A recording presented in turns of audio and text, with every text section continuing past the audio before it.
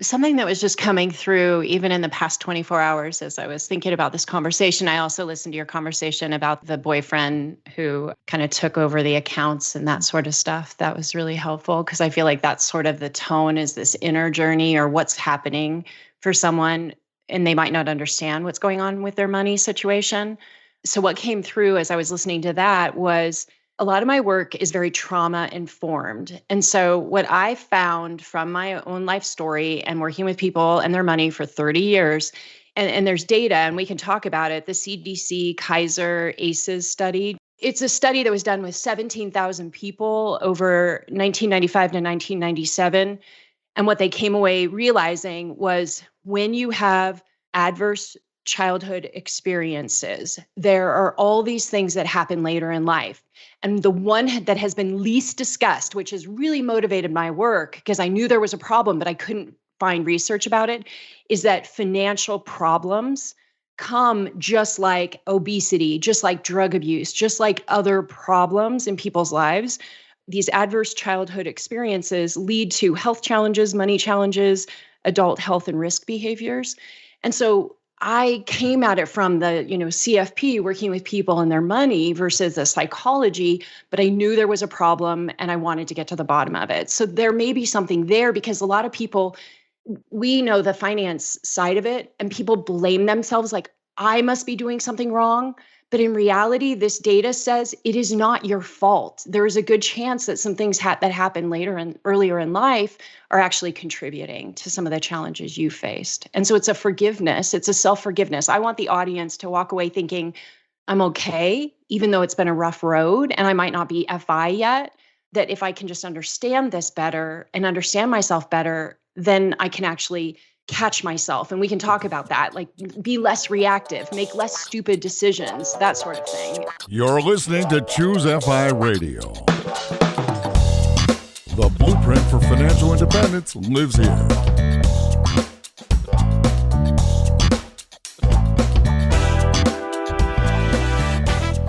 If you're looking to unlock the secrets to financial independence and early retirement, you're in the right place. Stay tuned and join a community of like-minded people who are getting off the hamster wheel and taking control of their lives in the pursuit of financial independence. ChooseFI, your home for financial independence online.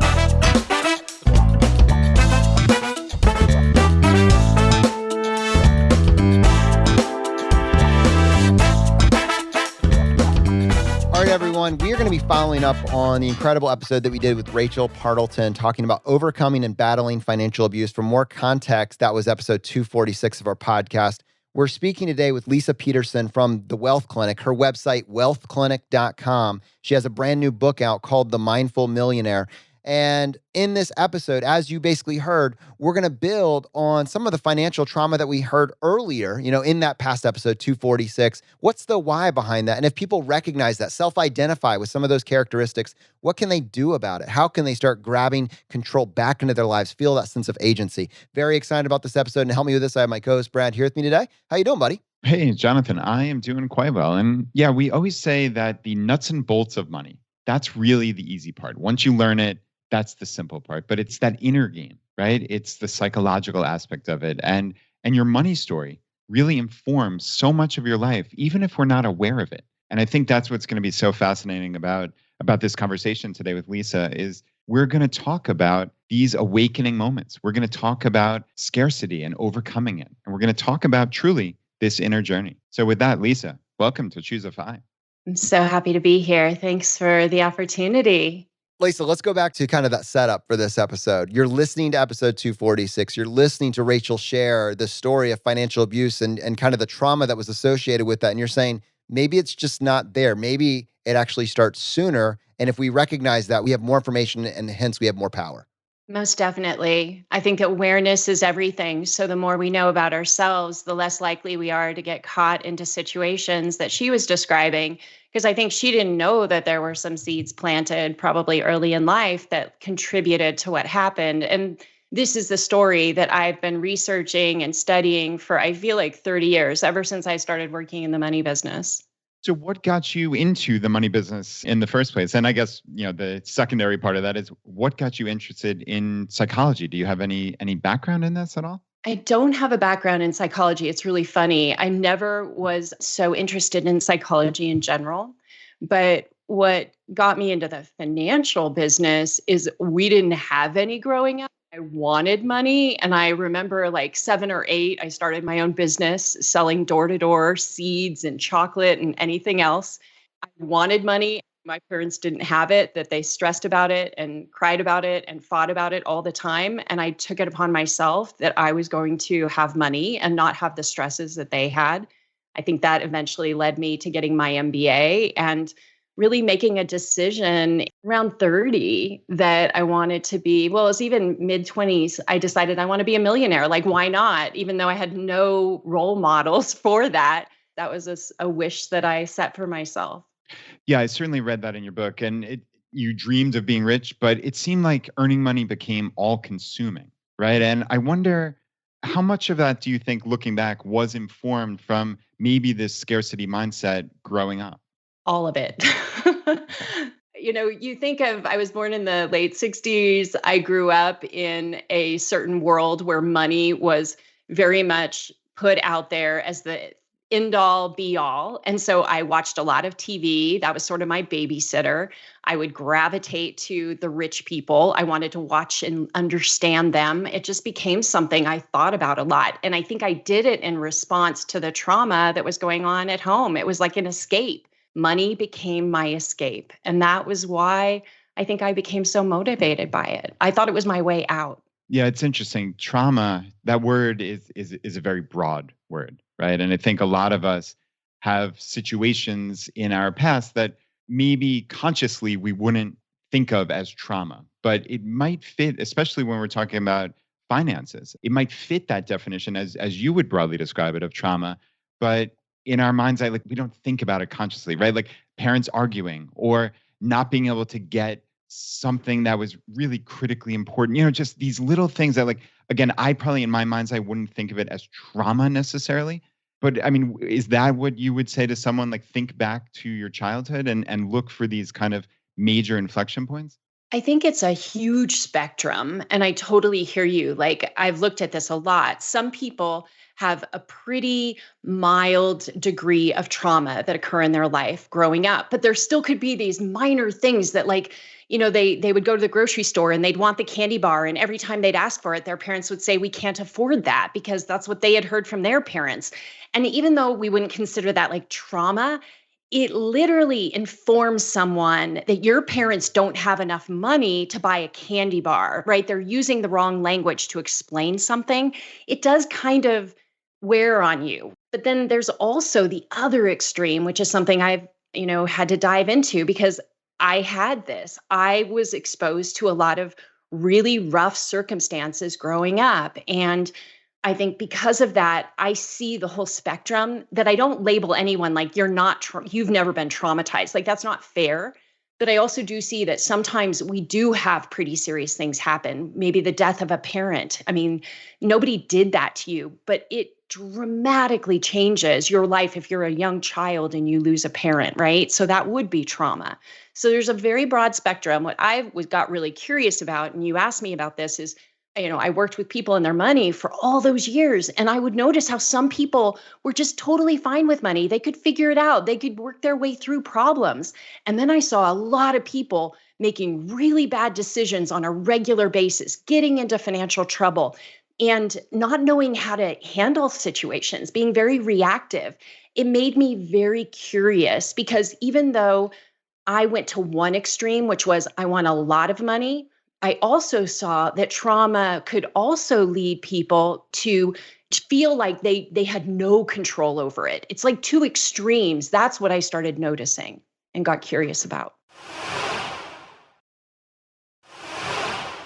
When you were talking about the study, really at the setup for this interview, give us a little bit more about what made you stumble on that and how that informed your work.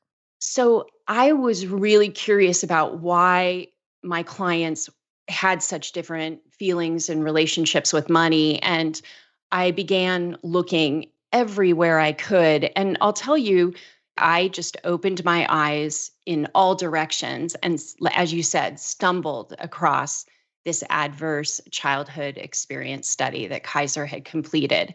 I actually was shocked that not more attention had been given to it because, in my case, the reason the study was done was to understand health problems that were being caused by events that had occurred in someone's childhood. But what I also found in my reading of this study was one of the line items was financial problems. And the minute I saw that, I became completely consumed because I knew that what I had witnessed for 25 plus years was there was some story that people weren't talking about that was contributing to people's struggles with finances. And that made me lean really in and realize that I was discovering something that not a lot of people were talking about. Yeah, this is really interesting. I've heard of this study and these adverse childhood experiences. I'm actually struggling to think of the podcast episode that I heard it on. But as I understand it, there's three main types, right? There's abuse, neglect, and household dysfunction, I believe. So where does that fit in? And has there been further study on how finances impact us personally, like in reference to this study in particular, or was it like largely just the jumping off point for you? It was the jumping off point. And yes, there have been other studies, but I would honestly say there hasn't been enough study on this work still to this day. I think that's what made me curious. That's what made me build a company around it. That's what made me start asking people questions about what had happened when they were young and how might those challenges that they've had translate into what's going on for them. And I want to also connect in this other piece because what happens when we have these experiences as a child that are very disruptive is we have a uncertainty that comes along with it in the way that we look at life. It really crushes our sense of self. And that's kind of the spiritual connection that I started to realize. We struggle to gain certainty. Well, what's interesting is when you think about the concept of scarcity, there's not enough, and uncertainty, they actually go together. And I think this is why it leads us into struggling potentially with money, whether it be one extreme or the other. I have an extreme need to control, or I don't feel like I'm in any control of my money. No, that makes sense. And just going back to what you had said before, that example of, right, we can't afford the candy bar. We're always looking for these kind of actionable tips. I feel like that's something that somebody who clearly could afford the candy bar might just kind of flippantly say to their kid. Can you give different language? Like, what would you advise? Like, is that the time at the grocery store checkout for, hey, let's have an in-depth conversation about money? Like, what would you say there? And then what would you follow it up with? So funny story. My son, the reason I really got this one was I had just bought a brand new car and my son is 8 years old and we're in line at the grocery store and he says, I want the candy bar. And I say, we can't afford it. And he looks me in the eyes. He looks me in the eyes and he's like, you just bought a brand new car and you can't buy me this candy bar. And I was like, I am teaching this stuff. And I was so embarrassed. And I was like, wow, if I could be doing this, then I wonder who else is doing this. So it is about paying attention to the languaging that we use because kids are like giant sponges. They're listening to everything we say in our conversation with our spouses, in our conversations with them. And it can cause them to think, wow, there's really not enough. There's a lot here. I mean, this is relationships. It's also, it's kind of the direction you want to take. I would imagine in your work, you have worked with people that are trying to figure out how to get on the same page with their spouse, their partner, how, it's parents or kids that understand what's going on with their parents. It's the spectrum. But let's say that we identify this study and it points to this potentially this earlier event or series of events that now are introducing terms to us like scarcity and uncertainty. We have this language and we say, okay, maybe this erratic, reactionary, counterintuitive behavior is tied to these terms, scarcity and uncertainty, maybe, much earlier in our life. And we say, we intellectually understand that. What can we do about it? Maybe you, as the person listening to this podcast right now, probably is disproportionately more the one that's interested in their finances. But maybe the reason they're listening to this exact episode is because someone in their life, someone that they care about, someone that's important to them is this exact scenario. And they can't seem to communicate or translate or make the connection, interact with this individual in a way that helps them move forward towards progress. So I'm curious, how do we bridge the gap from data and information to, meaningful change? I think it starts with understanding yourself and understanding those people that are around you. Because what I've seen over and over again is when people do start to look at their backstory with money or their backstory with trauma, they can start to become more familiar. They're better able to talk to their partner about those challenges, and it's significant. But what I think makes a big change is that when people realize, first of all, just like you said, maybe there's a disconnect in our communication. Like maybe your story is so different than mine that I struggle to even understand where you're coming from. So that's the first place, is just meet up and say, maybe one of the reasons that we fight about money is that our backgrounds are so different. And my husband and I talk about this all the time. Like, we've been together for 33 years and we still talk about the fact that it informs, like, we can only know what we know from our own perspective. So the job in relationships is not just to understand ourselves, but also to see the other person and how they may be approaching money because of their backstory. Yeah, and it's interesting how we all just put so much emotion into money, right? But it's really just this inert object that as you said in the book, money merely reflects the intentions of its user. And we put all the power of what we believe in into this, right? And so our backstory is informing, like, oh, greed is bad, or money is inherently bad, or oh, those rich people, they're X, Y, and Z. There's something negative about them. You hear all these things. You need money to make money. Like, think of all the things you hear just in passing when you're growing up, and I guess that does inform this. But like, how do you make that conscious? Like, how does someone who maybe doesn't remember these things, like, how would I go about thinking about that? Even like, if I'm listening to this interview and I want to learn more about myself, in essence, like, Yeah. where do I start? I know that's an open-ended question, but like, where would I even start? One of the things that feels really helpful here in just context setting, I think people may or may not know this, but when you think that something is in scarce supply, you are going to buy more of it. Okay. So now let's just use toilet paper, for example. Let's just make it really relevant to this past year. We think there's not going to be enough of the toilet paper. So we're going to go out scouting on missions to buy as much toilet paper as we possibly can. We hoard it. Now, why that's helpful and what you're asking me is, let's say your partner is different than you. They came from a home where there wasn't enough money growing up. And they have these strange buying behaviors that you don't understand. Where this starts is if you could look over and see that maybe this idea of uncertainty or scarcity is showing up in their relationship on a daily basis with money. And because you've never experienced it in your own life, it's hard for you to be compassionate about their spending behaviors and the crazy things that they do. So that's one place. It's like, just because you haven't necessarily had it, maybe your partner did. And maybe the reason they're informing, their decisions are informed from this place of scarcity. And the minute you say, oh my gosh, that must be really painful to be operating from a level of uncertainty and scarcity. How can I help them?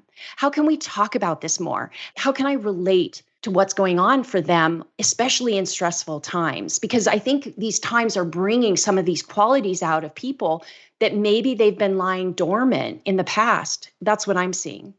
Yeah, and you said in the book that many of your clients had an awakening merely by talking about money, that was just that moment. And I'm curious, so clearly we're talking about spouses or significant others who maybe have these different money stories. How would you consider somebody broaching that topic? Because it is such a difficult topic to talk about. Like, how do you find that common ground to even have the first conversation? I like to encourage people to just start somewhere. So thinking about how was money treated in our home growing up, like I write about it and then they write about it, my partner or my friend or someone, I want to have this conversation. And then we come together and we just talk about it, because all of a sudden we're both helping each other get some new realizations. And just a side note, book clubs have started around my book and I've attended some of them. And this is exactly what's happening. Like the first session, people are talking about things and they're like, I have never, ever thought about how what happened growing up around the kitchen table, how it's affecting me still to this day. But just by talking about it is so healing and redeeming that I feel like I'm going to approach things differently going forward. It's really that simple. Let's take that idea And let's just add a little bit of a framework or a guide to what they're actually addressing or they're looking for in their childhood. Like, talk to me about your relationship with money around the kitchen table as a child growing up. Like, practically for that person that's like, all right, that's a little too vague. Did mom and dad talk about money? Did mom and dad fight about money? Did mom and dad or, parents or parent struggle with money? Is there additional questions that help them get closer to actually identifying those trigger points or those pain points? The questions you mentioned are perfect. I also would say that sometimes it isn't even just in what your parents were doing or what they were talking about, but it's also in their backstories too. So it's fascinating to me because you should ask the questions you already suggested, most definitely. And what else comes up in that mind? Like, what was your first memory of money? What was the first time you made money? How did it make you feel? Were you afraid? Some people are actually afraid when they first make money.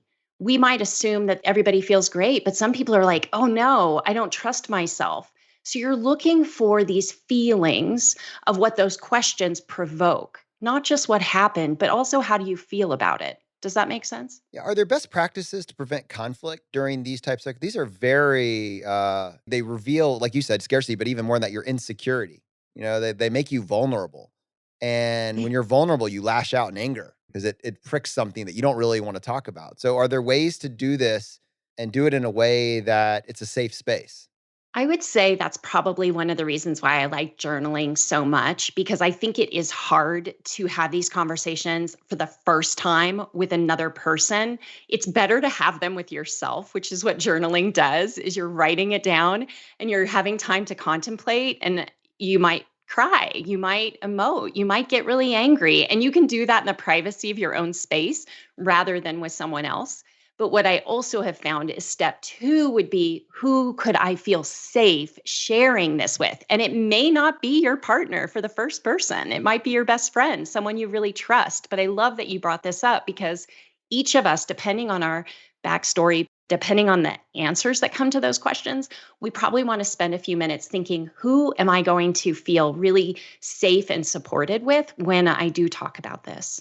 Leisa, I wanted to just ask one quick thing that you mentioned in passing before. You said basically in your career, you found that people relate to money very differently, right? We've talked a lot here about the majority, which are, as you say, the majority, they grasp at their money tightly or avoid it altogether. But then there's that minority of people who viewed it as a tool, that had mastered it and felt some peace with money. And that seems to me, I wonder what minority that is, like what percentage. And how do you think those people got to that point? Were there specific instances, lessons they learned? Like, I mean, honestly, how does someone feel at peace with money? It seems so countercultural. That's certainly what we're hoping for here at ChooseFI and in the entire FI movement, is to get to that peace with money. But how do some people naturally find that, I guess, is my ultimate question. What I've seen in all my research with the folks that you're talking about is there was at least one role model in their life that really highlighted the idea of money being a tool versus something that needed to have all this other stuff wrapped up in it. So if you have one strong figure in your life, it changes the way that you think about it. The earlier, the better in life. And I think this really hits home to the importance of us getting our stuff together with money so that we can pass that role model relationship on to our children.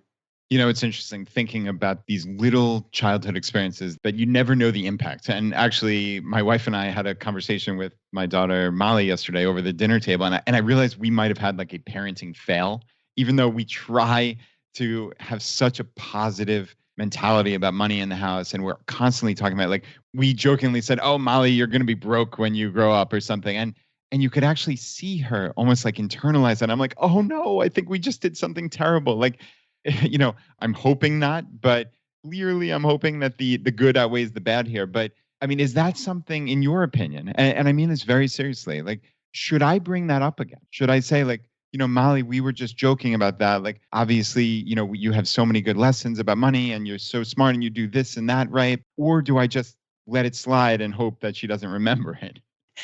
I totally sympathize. And I would say the answer to the question based on my experience of having a 23-year-old and a 15-year-old is I always go back. I always close the loop. And it happens on a regular basis where I realize that the message that I conveyed isn't going to set them up in the way that I want to. And I want to go back. And a lot of times my kids are like, oh my gosh, mom, you're making too much out of this. And I'm like, you know what?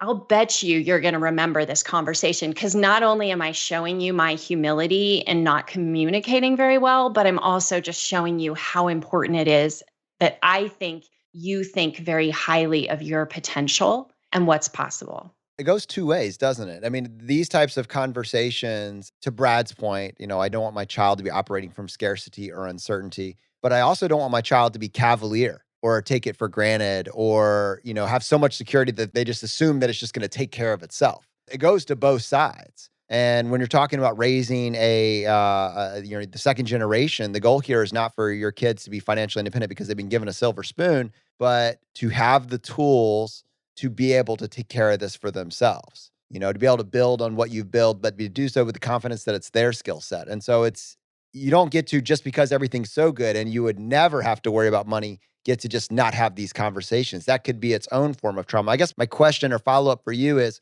specifically for people in the FI community that are listening to this from a place of confidence, is there such a thing as too much abundance for our kids?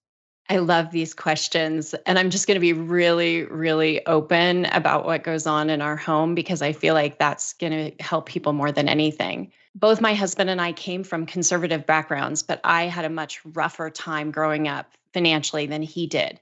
Then we jumpstart the fact that we've got kids a little later in life. By the time my kids are understanding money, we're self-made millionaires. And being able to teach them the things that we're talking about here, which is an understanding of the value of money, of the value of hard work, of the value of things that they are definitely getting a different read from their external experiences. My husband and I don't fight about money like, my parents did.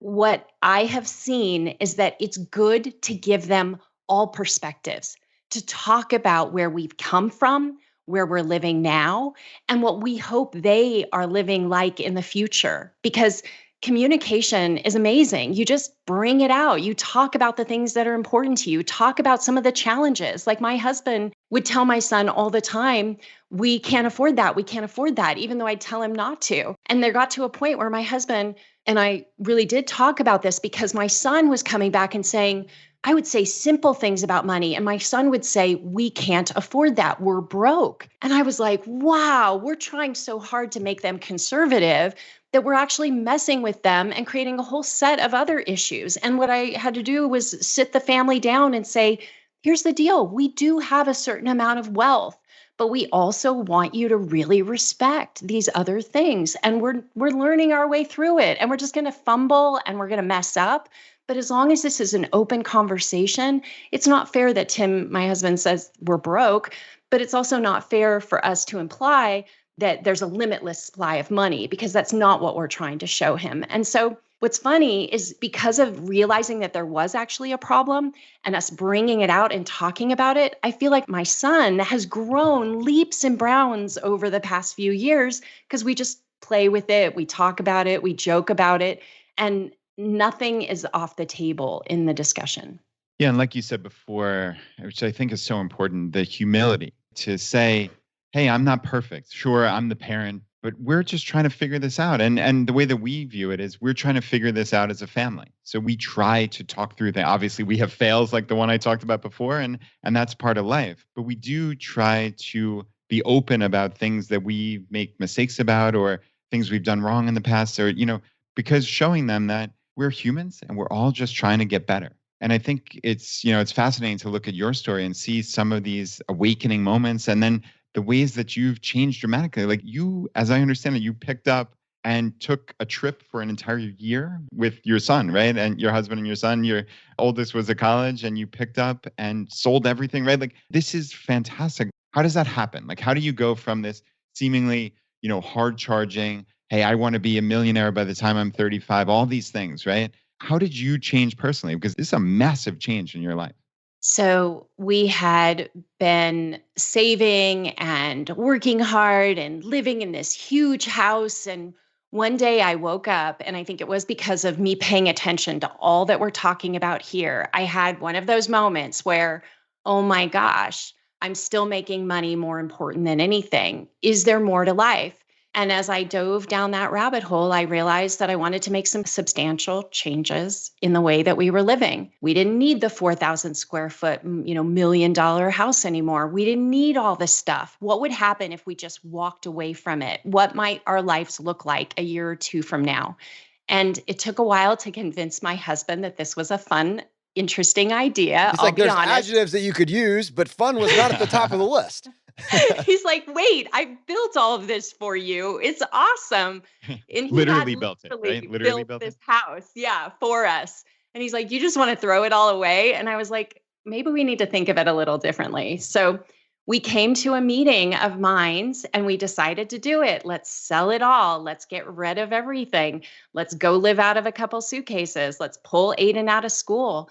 And honestly, I think it was my inspiration that started it. But it wasn't until we were halfway into the experience, or at least several months into it, where my husband was like, oh my gosh, this is what it's like to not just be driving forward all the time, to actually pause in life. I didn't even know I could do that. And that one moment alone was worth everything because it changed the way that we approach our whole entire life now. Slowing down, rethinking, re-examining, and then making different choices going forward. And I'll tell you from a financial, because everyone here is thinking about, FI, and what ended up happening as a result is before we had been consumers of our money. We had big, expensive houses. It was all invested in those projects. And what ended up happening is we were able to take that nest egg that we had accumulated. And when we started to rebuild the life after that year off, we started creating investment, producing properties and other projects and things that would bring money in, where our money was now working for us rather than just consuming the money that we had. Does that make sense? Yeah, it certainly does. And I mean, especially when you build up a lifestyle that, like you said, the $1 million house. I mean, no matter how wealthy you are, no matter how much income you make, you can spend it, right? You can spend it. And if it's just going to sustain this lifestyle, instead of, to your point, for investment properties or other investments, other projects, things that are actually earning you money, thinking of your life as a business in that regard, like, it is amazing how quickly it can go. And I just wanted to touch real quick. So, okay, you're at this point where your money story, that's what we're talking about. Your identity was built around, hey, I want to be wealthy and I'm successful. You are wealthy, clearly. How did you get over that? And then decide, hey, we're going to get rid of all these trappings of what make us look wealthy to other people. Because this is a part of it. You were in, I'm sure, a wealthy part of town with this, $1 million plus houses. Like, what do people ask you? Like, have you guys gone crazy? Are you having midlife crises? What are the conversations around this? And how did you reconcile that in your head, I guess? A couple of things come to mind that I hope answer the question. One is when we built that kind of at the top of the house and all of that stuff, when we built that, we had been working our way up, building houses and moving every few years.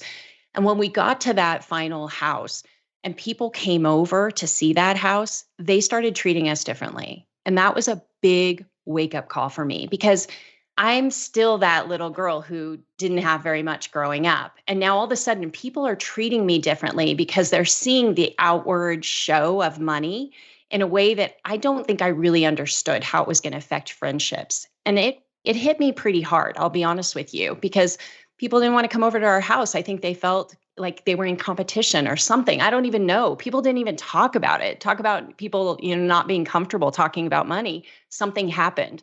And it started making me look at like how I had built a life all about what did it look like to other people. And I think that began the crumbling over a period of years where I was like, you know what, this is actually not who I am. And it's not that important to me. Oh, and it's a lot of responsibility to have this big house and have all your money tied up in it. So I feel like it was a gradual process of one day realizing I didn't care at all about what other people thought. I really had like gone to the top of the mountain, looked at what it felt and looked like and said, that's not really what I want. And I went back down and I'm like, this is a different life that I'm going to be really, really happy living. And I'm never going to hold this accountable to myself anymore. And also to my husband. Because by the way, my husband didn't really care about that stuff. It was all me. Leisa, that's amazing. I have chills. And I love that. You know, you want people to appreciate you and want to be around you for you. And when you're building this house, this dream house, you're trying to create a place that you want to be, your family want to be, that people come over and want to be. You don't want to create basically a wall around this little cubicle that you're creating for yourself, this very expensive cubicle. And so I just love, you know, your epiphany. And I've definitely seen our own version of that. We don't want to live in a pillared house, right? Definitely not. We want a community. We want relationships, and we want to spend time with the people that we value. So with that in mind, I think people listening to this see the value in this conversation, and I think they'd be very open-minded to what a framework around these types of conversations would look like. And I believe that is specifically why you wrote the book that you wrote. So why don't you tell our audience a little bit about it and where they can find it?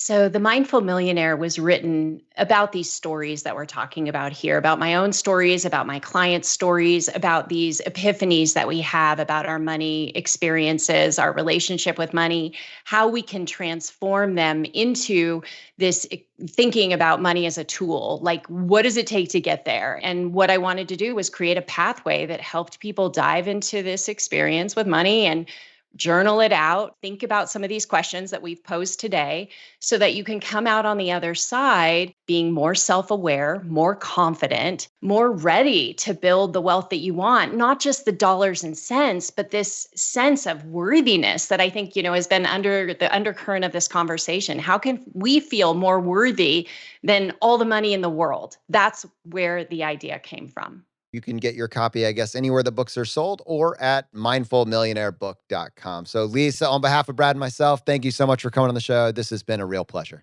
Thank you both. This has been wonderful. I think, Brad, for me, the big takeaway here is, words matter, language matter. When you're talking with your kids, what are they hearing? When you're interacting with your spouse about a medical bill, what are they hearing? What's coming back? What are the unintentional consequences about the anger or frustration you're feeling? Like, it may be a very temporary thing that in your mind, a week or two from now, it's not a big deal. But what are your loved ones hearing, and how is that going to change the way that they react with money? What are the unintentional consequences of your approach to these types of conversations? Yeah, you're right. And it might just be something flippant, like, oh, we can't afford that candy bar, right? That's such an interesting example. Or obviously, in many cases, it could be legitimate scarcity, but it's better, as Leisa said, to have humility and to really talk through these conversations, be honest, right? Instead of the child or whoever it is, but let's say child in this case, hearing whispers of mom and dad arguing, there might be a way to bring your kids in and band together as a family and think of this as, how are we going to overcome this issue? That to me feels like an empowering moment, even amidst maybe financial difficulty. And then obviously, Jonathan, as you said, like, we, in our case, like, there is clearly abundance, but how do you not make that its own issue? There is a balancing act for everybody here. But to your point, words matter. And I think the way that I approach this is it's important to be open. It's important to have humility, and more conversation is always better than less. Let's say you're listening to this episode and this is kind of a gateway episode to you for the concept, the idea of financial independence, and you're working through these conversations, but you're working through these conversations through the lens of, I would like to be striving for financial independence. How do I get started? Let me encourage you today. Share this episode with a friend or family member that might be open to it. Use it as a gateway to start the conversations, right? But then 2, get started on your own path to financial independence. Go to ChooseFI.com/start. We've put all of our resources on this page for you to make it very easy for you to get started on your own path. And let me just spoil this for you. It's worth it. Do it. Get started. All right, my friends, the fire is spreading. We'll see you next time as we continue to go down the road less traveled. You've been listening to ChooseFI Radio Podcast, where we help middle-class America build wealth, one life hack at a time.